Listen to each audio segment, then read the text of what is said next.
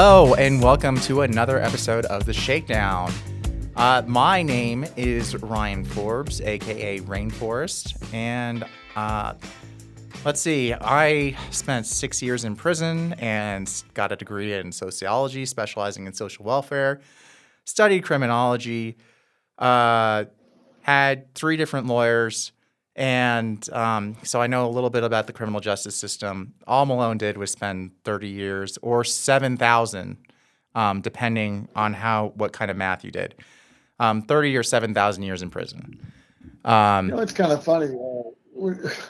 Whenever you said that, I just snapped that there's a number of people out. You know how the joke about being an orangutan, if the backyard prize fighter and orangutan enthusiast. So people have actually called me to task on that and saying, "You're claiming to be an orangutan." I'm like, you really didn't get that, huh? Yes. No. Yeah. Malone is not actually. Don't take it seriously. It's a joke, okay? I mean, Malone does not really have a backyard, people. I don't even have a backyard or an orangutan. Although, sometimes you could confuse Rainforest with an orangutan. Fair enough. If you're looking at him right now, you'll know exactly what I'm talking about.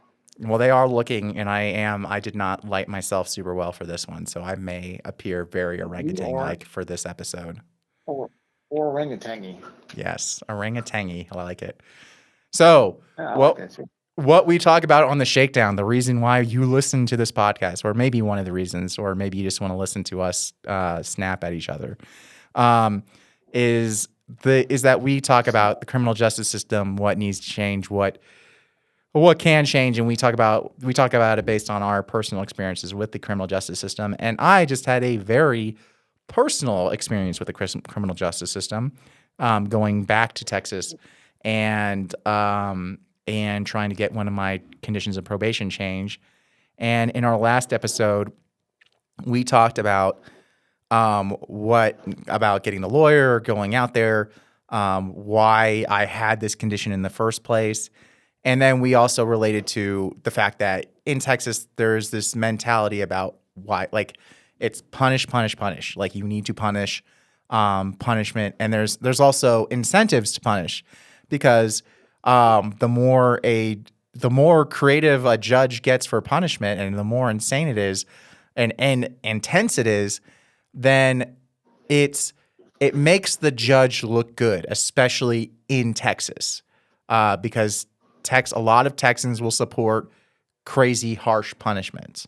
And I will honestly, Malone and I were just talking about how Colorado is a very different place, and it's not the same way. But I will say, I like to make fun of us here. We like to make what here?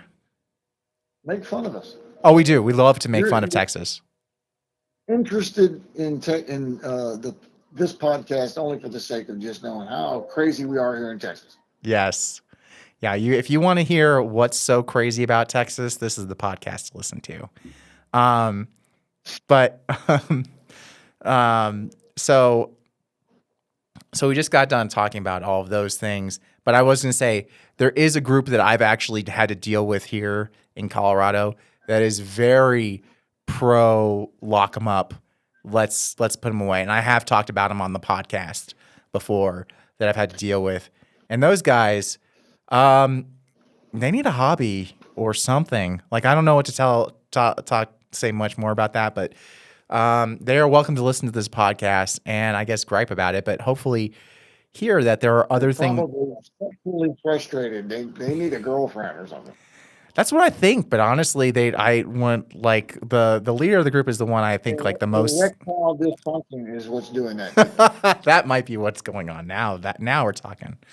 It makes them feel like a man to be able to lock somebody up. Yeah, and if that's what it takes to make you feel like a man, might you consider some alternatives, because it really messes with society. Yeah, have you considered moving to Texas and then seceding from the U.S.? That's an option. Oh, that's for you. Feel very manly here. Yes. Yes. So, until you're the one who's subject to the laws that you've bound upon everybody else, and it comes back to bite you in the tail, or your kid is, or something. right. So, Then all of a sudden, well, your kid's not the person you were really talking about. No, I mean, kid, he's a great guy. I mean, we're talking about criminals, these bad people. yeah, these awful people that, yeah. It's Yeah, not, yeah, I'm not one of those people. I am, I'm I, on your side, Judge. yes. I'm not one of those monsters, which, to be fair, is not what I said when I went down there. I did not say I'm not one of those monsters. I have always, as I have done, as I did on the last episode, and as I will do right now, I have always owned up to what I did. I did it. It's me. It is part of me now. I'm not a And local, yes, but I play one on TV, and you. I have to say that that's not a good idea to admit culpability. You should probably uh, come up with some kind of story about how you've been drinking lately and you blacked out again, and that's why you said what you said, because that could be harmful to you in the future. People take any admission like that and they run with it.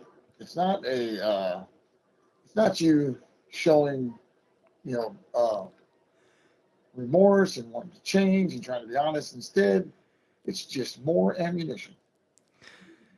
you know what, Malone? I love that line right now. I love that I should just say that. You know what? You know what? When I was in that courtroom, I was drunk. I was blacked out. I should never have admitted to anything, and that's what I should have. That's what I should have said. Or I should say what I should write in my essay that I have to write is like, oh, I was just drunk and whatever. And I was just a little buzzed. Judge, sorry about that. If I were you want, I have no culpability. There's nothing for me to feel remorse for. Don't don't worry about it, Judge. Yeah. Oh yeah, That'll be my essay. I like it. I like that idea of sending that to the judge. that's gonna be your essay. Yeah, that's gonna be my essay. It's like, Judge, you know what? I You're don't. still on the essay. You still plan on doing the essay. The whole reason why you're saying all this is to get out of the essay. No, I have to do the essay. So, Malone, we did not discuss this last time. So I went down to the judge to get this thing removed, honestly, to get this All right. condition of So going my down. question is, what did the judge tell you? Yes. So I went down to get this condition removed, and my condition was to go down to jail 1 day a year. I had 8 days left to do, and I did not want to do 8 years because let me explain a little bit about the hardship, which I did explain a bit to the judge. I uh, do not live in Texas. I do not live. I don't know anyone. As there was no question about that. No one's No one's guessing no that. one thought that. Um, I don't live in Texas. The place where I lived, where I caused the accident, I lived in for 8 months. I don't know people there. I don't have friends there. I don't have family there. I just went there, did a whole bunch of damage, and then was out. And my family's up here in Colorado. I am up. My job is up here in Colorado now.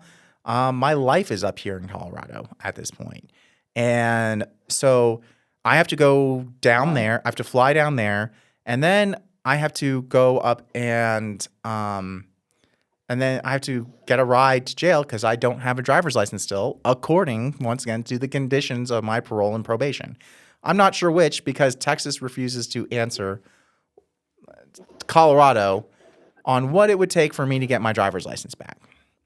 So, there is that. That's a whole other situation, Rainey. That is a whole nother We're situation. gonna need to stick to the topic at hand. All right, so You're gonna sticking, have to hold your feet to the yes. fire on this one. All right, so sticking to the topic at hand. So it's got to fly in. Usually get a hotel the night before because I don't want to miss my time. Don't want to check in late for my jail stay. Then I've got to. It goes from 5:30 p.m. to 5:30 p.m.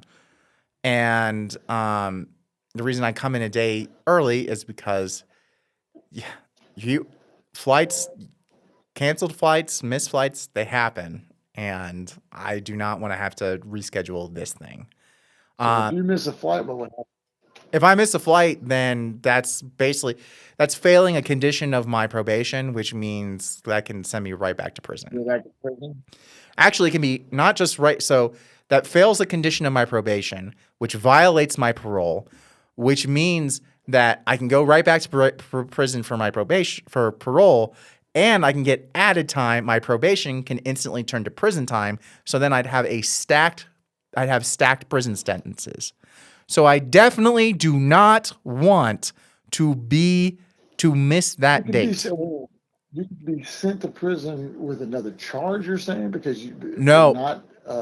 It's just like when they revoke your parole, they send you back to prison. They can revoke your probation, and it can become prison. So probation revocation. Okay, I haven't been on probation, so I don't know. That's the one part of Texas justice I missed. But so that can turn into a prison sentence. Right. There's not a charge on that. I mean, I'm trying to figure out what they'd send you to prison for. You're going for the original charge. There is a charge on it. The charge is probation violation. And I will tell you, everyone sitting in county jail right now, if you ask them what their charge is, they will tell you that their charge was probation violation, which that doesn't tell you what the charge was.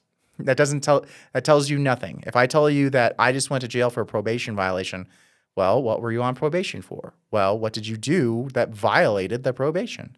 That doesn't tell me anything.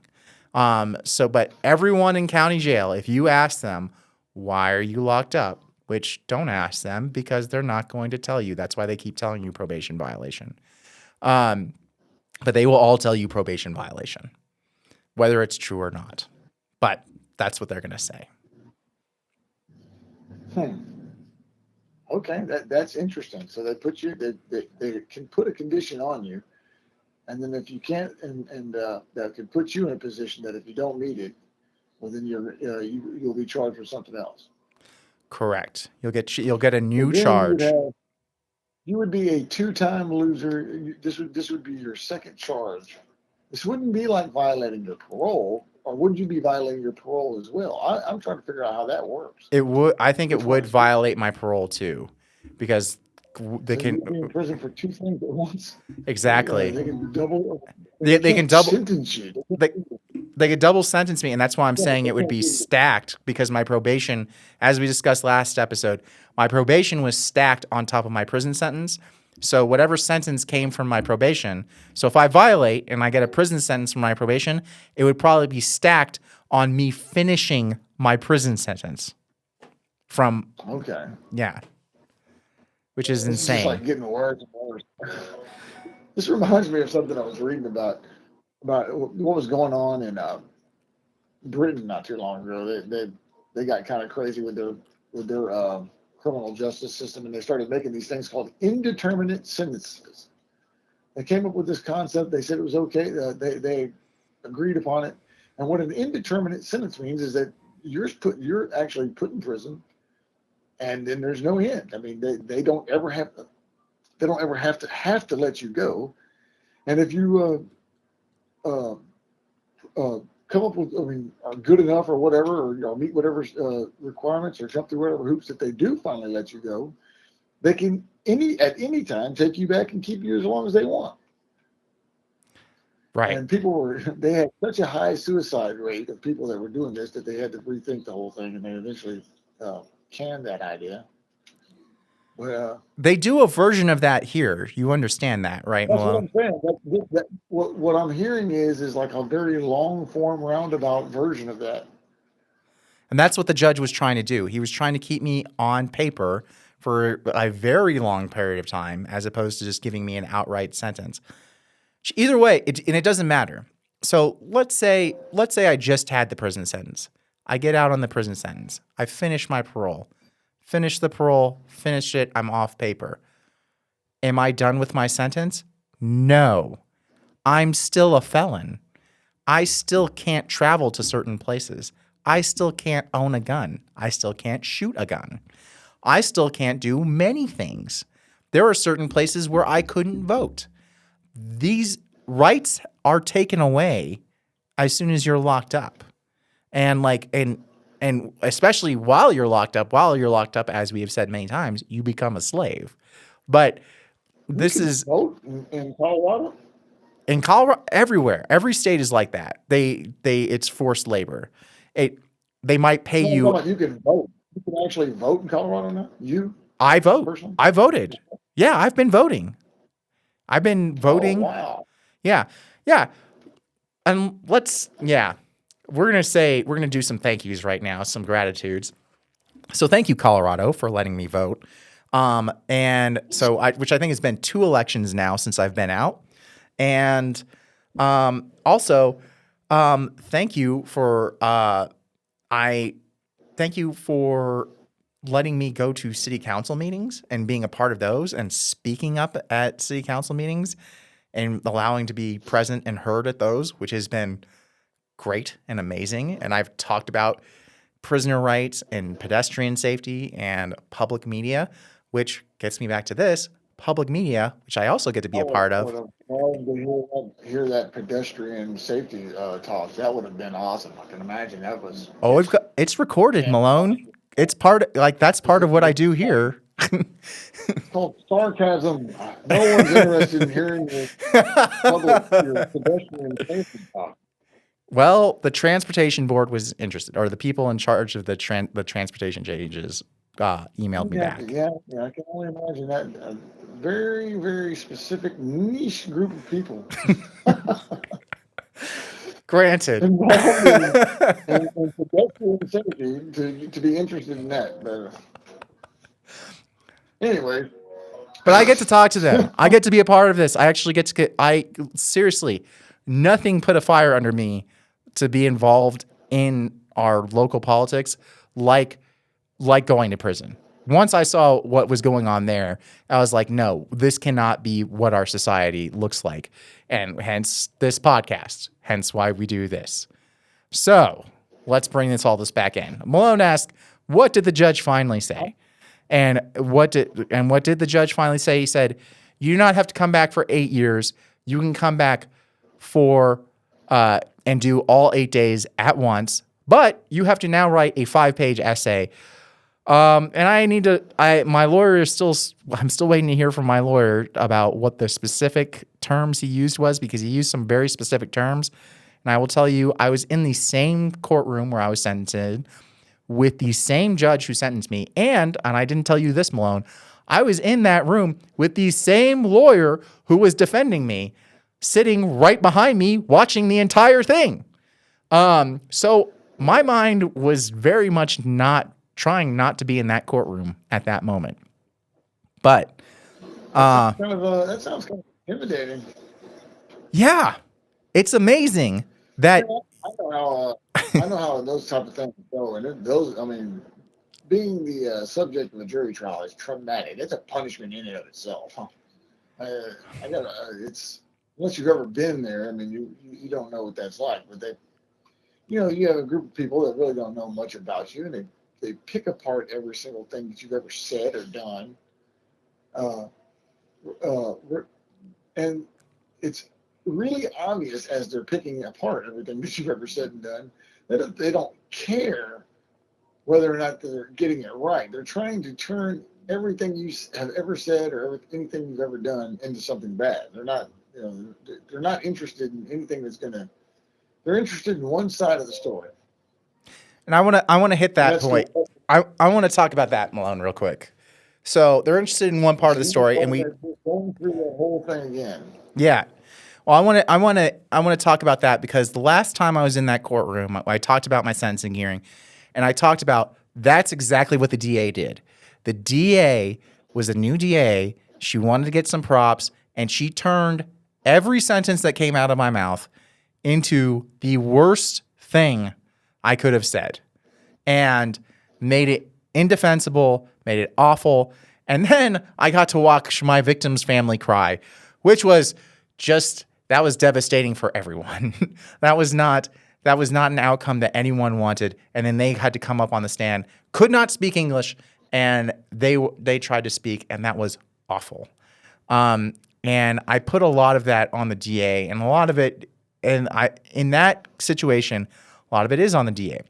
This situation, there is no DA. The DA is not involved in this situation really at all, like from my understanding of it. But the judge is the final decider. And I got to see a lot more of the judge and got a little bit of the reminder of what type of judge this was. And I will tell you, the judge did not want to hear what I had to say. And I did have time to speak for myself. I will give myself that, I will give credit there. This whole process took 10 minutes at maximum 10 minutes. It felt like an hour, but seriously, I was in and out by 9:15. And that's from the whole all shall rise and all that other stuff included as well. And so he like, I got chances to speak, but they were only about specific questions. And it was never, why do you think you should get this? Why do you think we should change this for you? That was never the question. It was, why does your job reflect that you're thinking about thinking about what you did?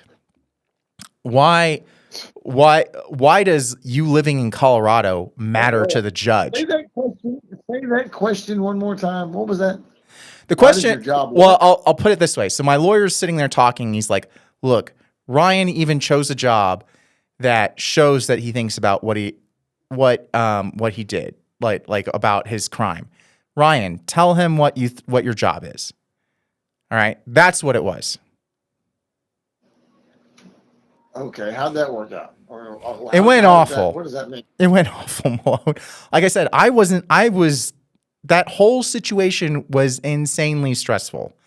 I painted a little bit of the picture, but honestly, I'd already been in that courtroom once and my brain had already left my body, and it was like, I did it once, I can do it again. And I was really trying hard to keep it present, and I could hear myself rambling. I could hear myself stuttering.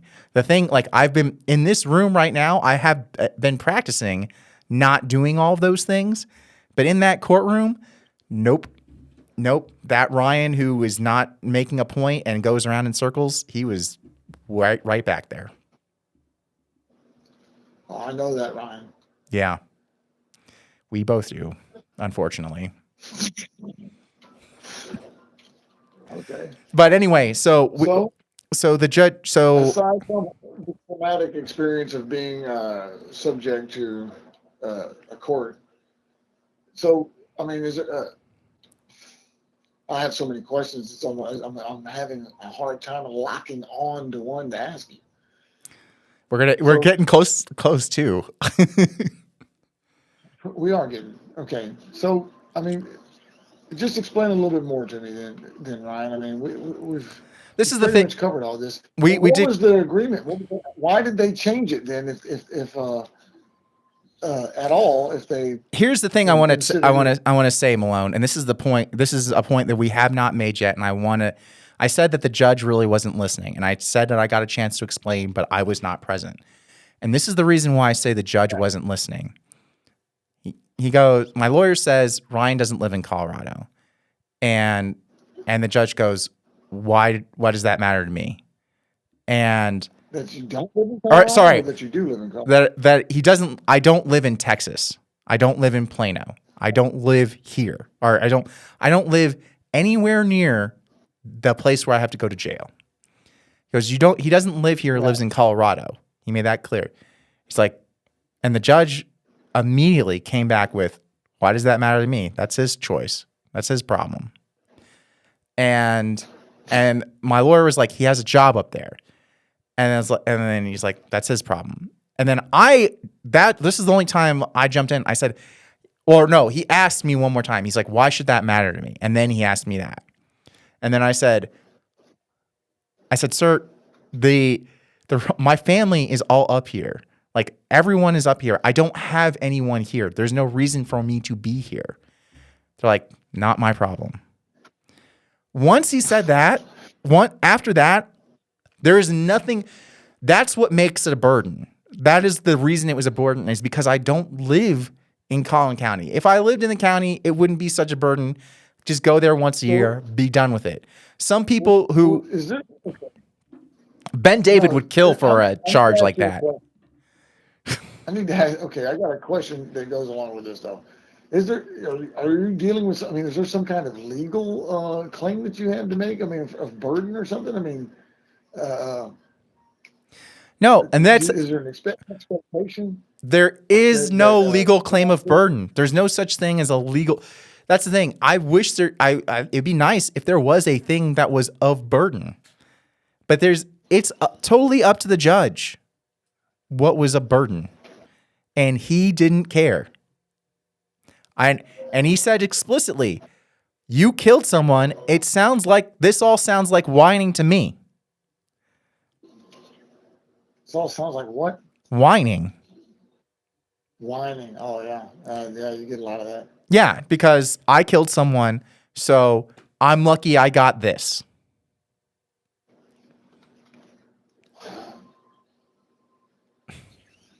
What remedy were you seeking? I mean, were you just trying to be let off of this whole thing altogether, or were you Yes, trying to, this one. I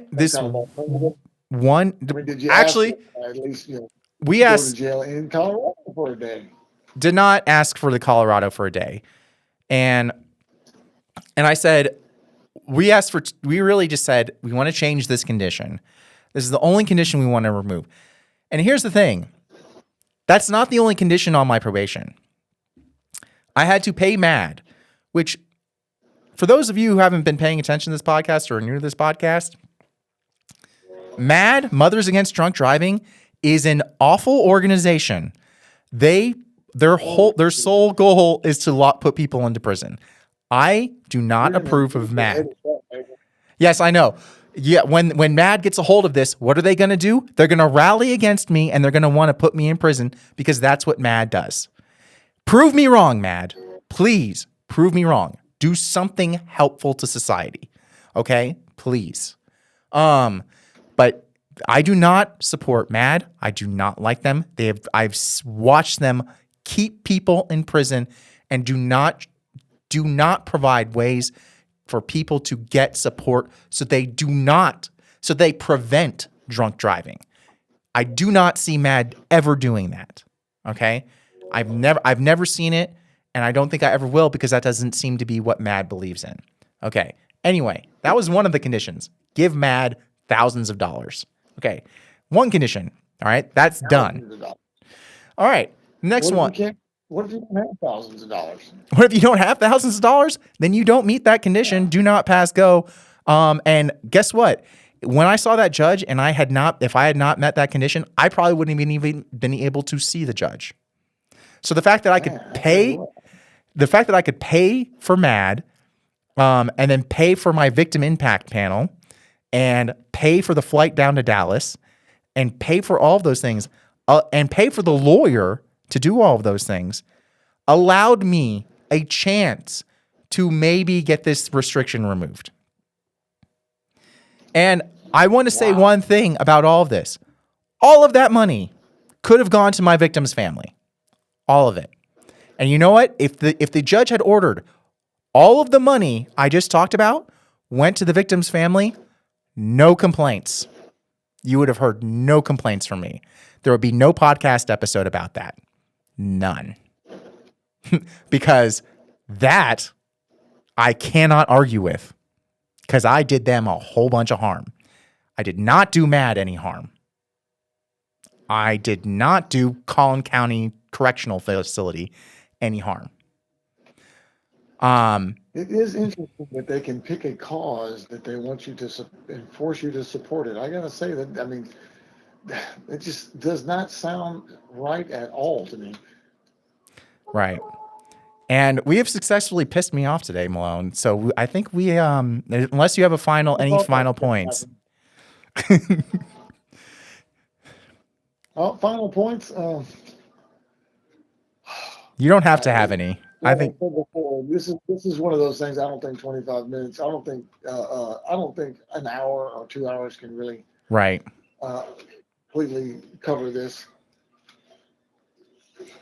I agree, It's and just too much. it's too much, and our camera cut out anyway, so we're gonna have to wrap it up. Guys, People out there are thankful for that. yes, they are. Everyone, thank you so much for tuning into the Shakedown. Thank you for Malone for being here tonight. And you guys have a great night. And if you have any questions, please comment, send us messages, and subscribe. We're 7 subscribers away from live streaming, being able to live stream from Fan Expo. And we're going to talk about that more later on. All right, talk to you later. I'm sure Matt's going to be excited about that. The Shakedown was produced at Longmont Public Media. And our theme song, Shakedown, was brought to you by Envato Elements. If you want any Shakedown merchandise, or you want to support the show, you can go to waywordpress.com. That's WAYWORD press.com.